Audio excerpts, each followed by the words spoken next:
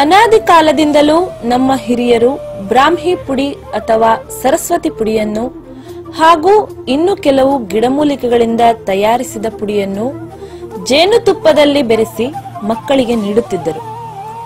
ಇದು ತುಂಬಾ ಪುರಾತನ ರಾಜಮನೆತನಗಳ ಪದ್ಧತಿಯಾಗಿದ್ದು, ಈ ರೀತಿ ಮಾಡುವುದರಿಂದ ಮಕ್ಕಳಲ್ಲಿ ಜ್ಞಾಪಕ ಶಕ್ತಿ ದಿನೇ ದಿನೇ ವೃದ್ಧಿಯಾಗುವುದರಲ್ಲಿ ಎರಡು ಮಾತಿಲ್ಲ. ಈ ರೀತಿಯ ಆಯುರ್ವೇದ ಔಷಧ ಬಳಸುವುದರಿಂದ ಬುದ್ಧಿ ಚುರುಕಾಗುತ್ತದೆ. ಶೀತ, ನೆಗಡಿ, ಕೆಮ್ಮು ಎಂದು ಕಾಡುವುದಿಲ್ಲ. ಮಕ್ಕಳಲ್ಲಿ ಹಸಿವೆಯನ್ನು ಹೆಚ್ಚಿಸುತ್ತದೆ. ದೇಹದಲ್ಲಿ ರಕ್ತ ಸಂಚಾರವನ್ನು ಸುಲಲಿತಗೊಳಿಸಿ ಮಕ್ಕಳಲ್ಲಿ ಇರುವ ಆಲಸ್ಯತನವನ್ನು ನಿವಾರಿಸುತ್ತದೆ. ಅಷ್ಟೇ ಅಲ್ಲದೆ ಕೆಲವು ಮಕ್ಕಳಿಗೆ ಇರುವ ಮಾತು ತೊದಲುವಿಕೆಯನ್ನು ತೆಗೆದುಹಾಕುತ್ತದೆ.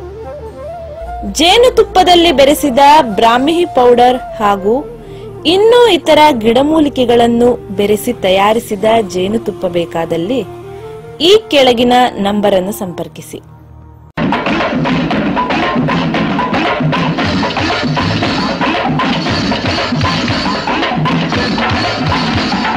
ಈ ನಮ್ಮ TSV ಮೀಡಿಯಾ ಚಾನೆಲ್ ಅನ್ನು ಸಬ್ಸ್ಕ್ರೈಬ್ ಮಾಡಿ ಹಾಗೂ ನಮ್ಮ ಎಲ್ಲ ಅಪ್ಡೇಟ್ಗಳನ್ನು ತಿಳಿಯಲು ಈ ಬೆಲ್ ಬಟನ್ ಅನ್ನು ಪ್ರೆಸ್ ಮಾಡಿ.